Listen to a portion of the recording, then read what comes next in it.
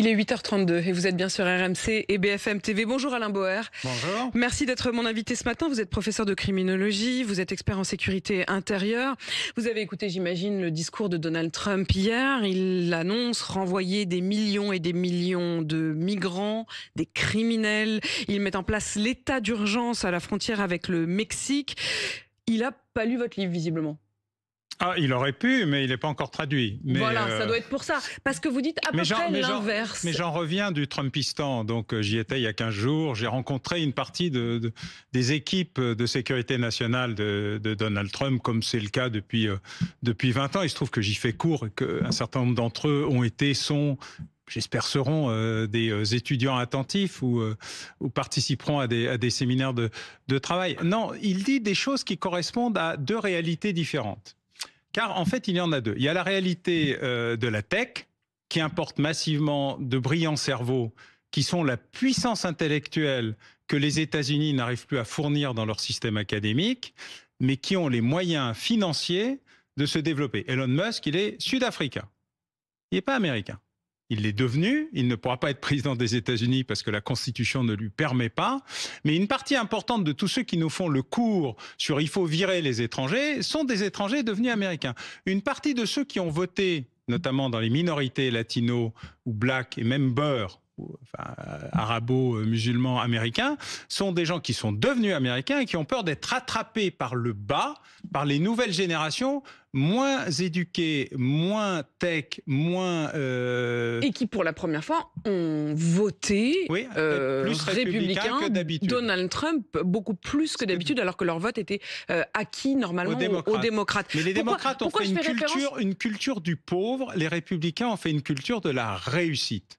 Et les populations d'origine étrangère, quand elles veulent s'intégrer, et c'est tout le sujet de mon livre, qui est de montrer qu'il y a deux extrêmes qui ne parlent plus de la réalité. Un extrême qui dit tous les étrangers dehors, et immédiatement Elon Musk, comme Meta, comme les autres, dit pas tous les étrangers dehors, seulement les plus cons.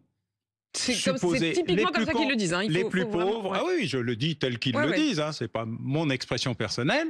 Et puis une autre partie qui dit, ah non, faut accueillir le monde entier parce que nous avons le cœur sur la main. Et en fait, ces deux extrêmes sont incompréhensibles pour une majorité, un bloc central qui ne veut pas être rattrapé pour le bas, même quand ils sont des étrangers intégrés et qui ne veulent pas perdre leur culture et leur identité parce qu'ils imaginent un roman national qui n'est pas toujours le récit national. Et j'explique que la réconciliation des deux, c'est le seul moyen d'éviter l'assimilation qui fait perdre toutes les identités, mais pour les Bretons, les Alsaciens, les Corses et les Basques, comme pour ceux qui viennent d'ailleurs, et le récit national qui permet, par l'intégration, de faire une identité nationale qui est aux États-Unis l'idée qu'ils se font de l'Amérique, et en France, l'idée que nous devons nous faire de notre nation. Parce qu'on va revenir aussi aux problématiques françaises, mais Alain Boer, effectivement, votre livre qui sort aujourd'hui est absolument passionnant, ça s'appelle « La conquête de l'Ouest », c'est sur les questions de démographie, migration, crise, identité, mais aussi sur les questions de violence, sur le regard finalement porté sur l'étranger, mais dans l'histoire de France, dans l'histoire de l'Europe, la façon dont...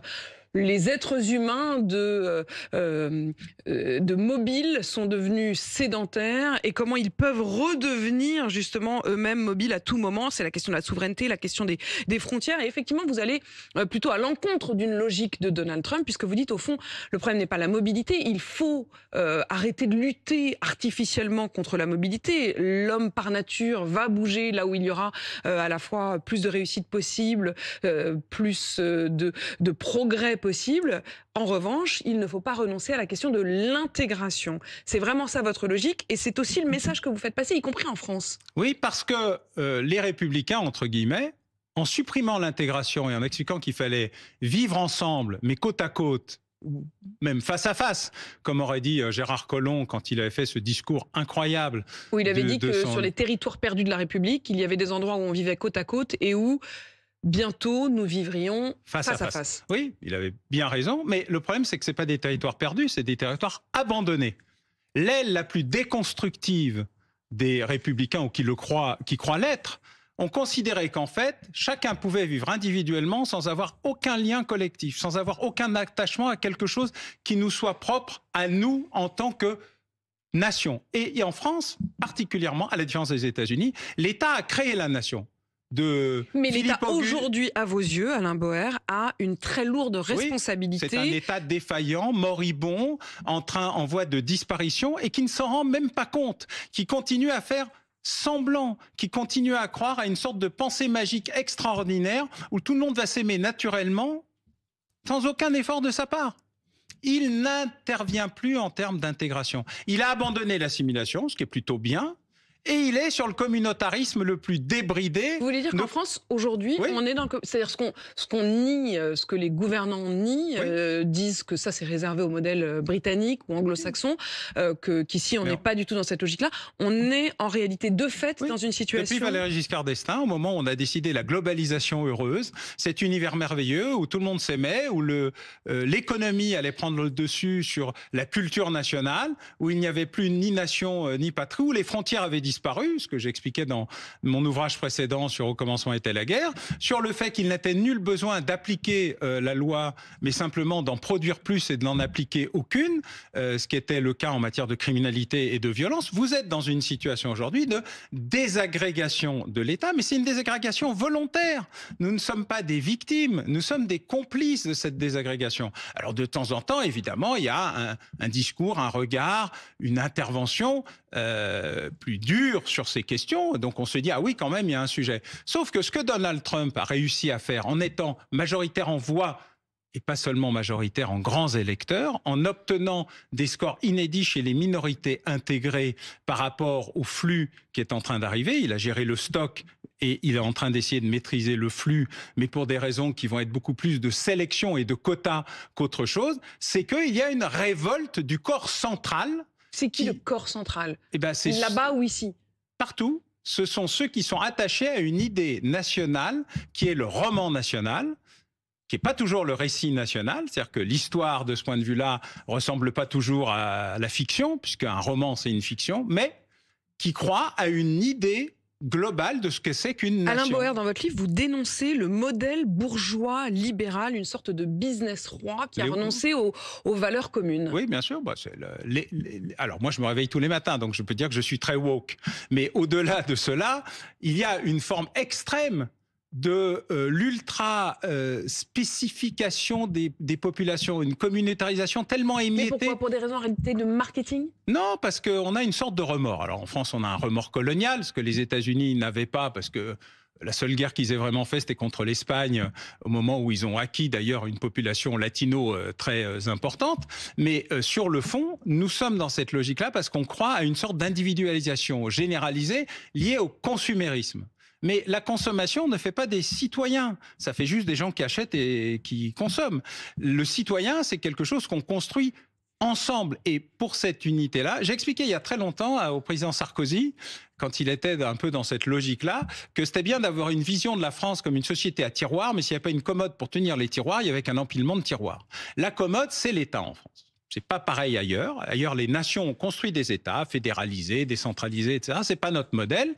Et notre modèle, il est celui d'un État qui a construit la nation au nom d'une vision nationale qui a été exprimée par Philippe le Bel, Philippe Auguste, Louis XI, Charles de Gaulle, Napoléon Bonaparte. Bon, tous ceux qui ont des bons et des mauvais côtés, comme dirait l'autre, il faut faire le tri.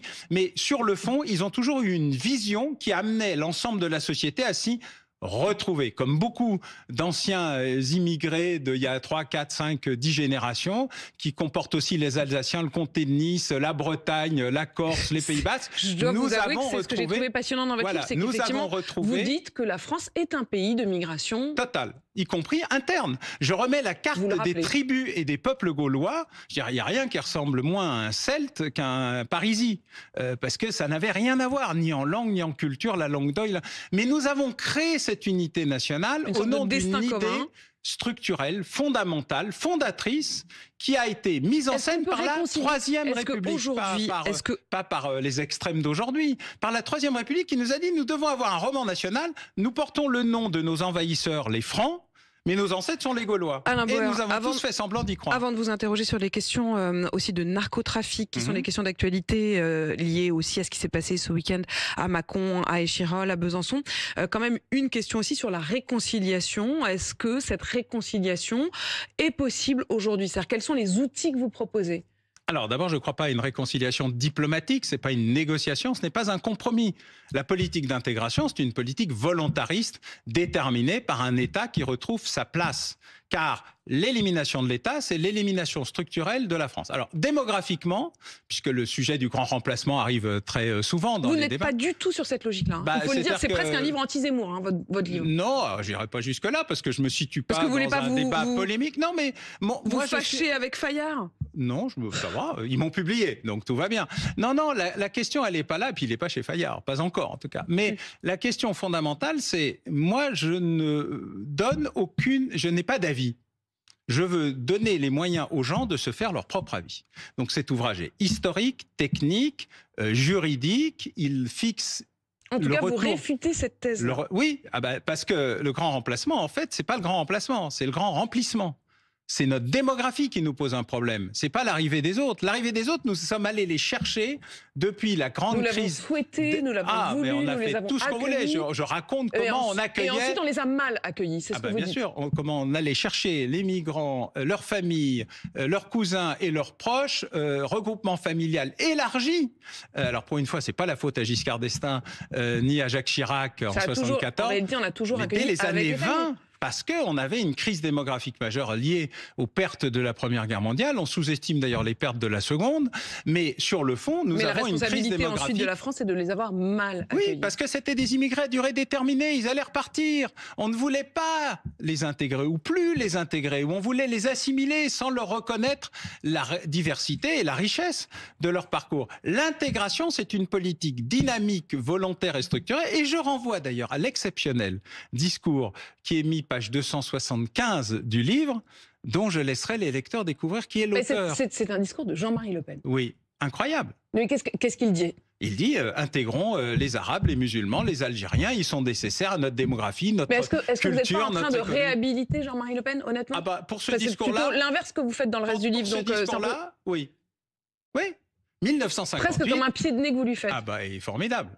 Je me suis pincé 2 fois quand même. J'ai été vérifié que c'était bien lui qui avait vraiment dit ça. C'est dans les documents de l'Assemblée nationale de l'époque. Il y a une logique de l'époque sur un territoire français qui est en train de se séparer dans des conditions terribles, de violence, d'attentats. Je veux dire, et le FLN, franchement, pas hésité non plus à détruire toute possibilité de vie en commun après l'indépendance, mais il y a là un enjeu qu'il faut relire ces documents. En fait, tout ceci n'est pas une histoire qu'on raconte, c'est une histoire qu'on rappelle.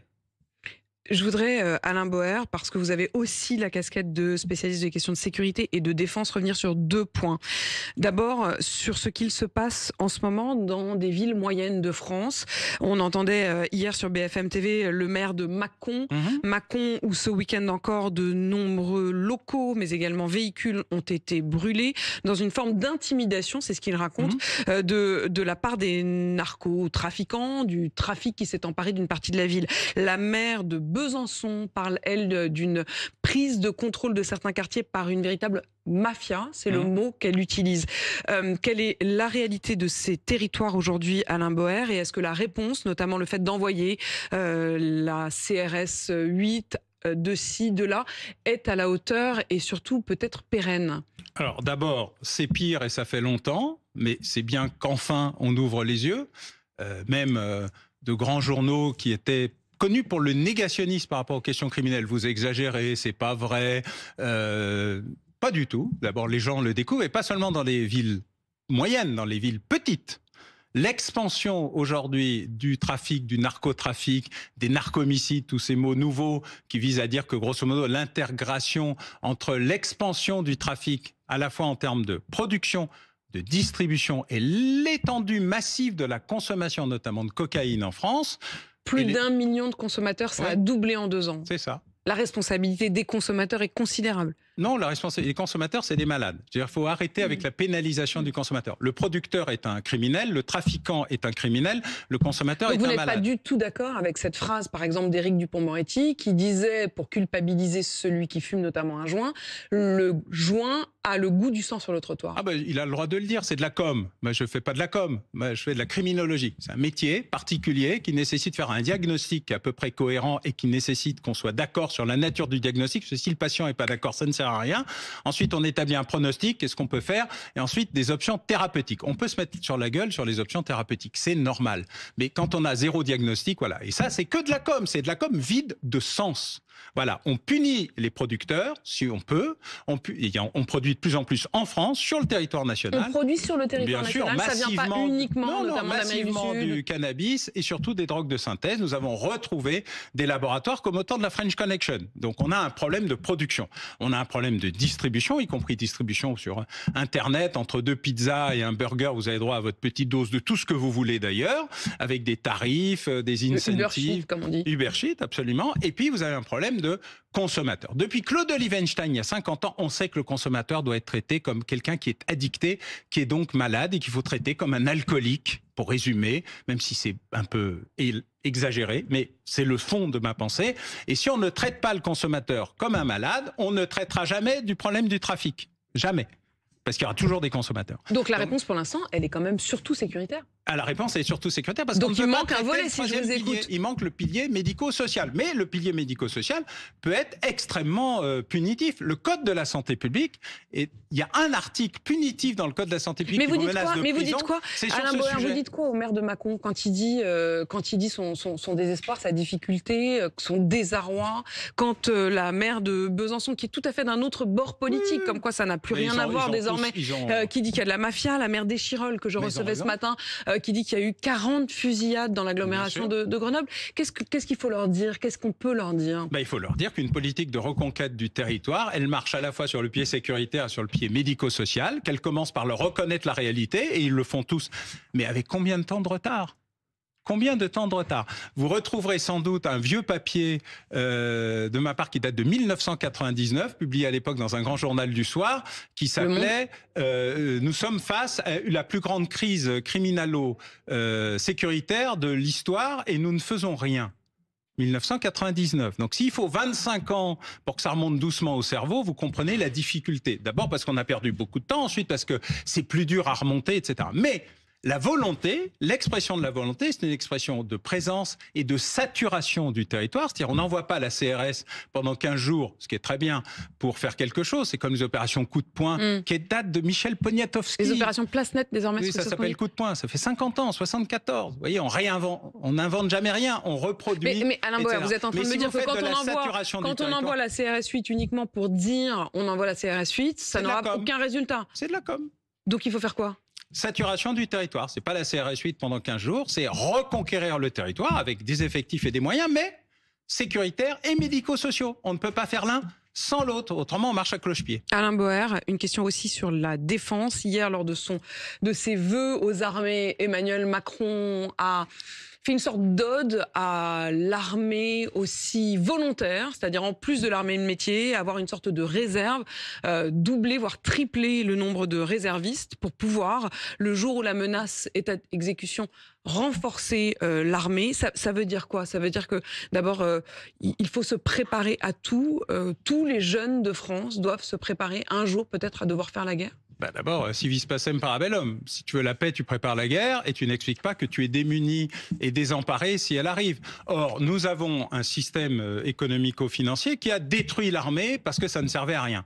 À partir de 1989 et la chute du mur de Berlin, ils ont décidé unilatéralement, tout était fini, la vie était belle et nous allions vivre un moment de bisounours heureux qui allait gambarder dans la luzerne parce que tout le monde allait s'aimer et que la globalisation économique et financière allait résoudre le problème des conflits. C'est exactement l'inverse qui s'est passé parce que ça se passe toujours comme ça. Mais nous oublions, nous avons un problème d'amnésie. Mais c'est un biais cognitif majeur, mais tout à fait remarquable. Donc les mêmes qui ont détruit l'armée viennent de découvrir que ça serait quand même bien d'en avoir une. Les mêmes qui ont détruit la police trouvent que c'est quand même bien d'en avoir une. Les mêmes qui ont démuni la justice trouvent que c'est bien, c'est très tard, mais mieux vaut tard que jamais. Est-ce que c'est l'aveu que la menace est non seulement réelle, mais quasi immédiate? Bien sûr, mais le général Burkhardt, comme chef d'état-major de l'armée de terre, puis comme chef d'état-major des armées, a écrit ça depuis des années, expliquant à la fois qu'on allait vers des conflits de haute intensité, même des conflits de longue intensité, comme la démonstration est faite avec l'affaire ukrainienne, qui est sur le modèle d'ailleurs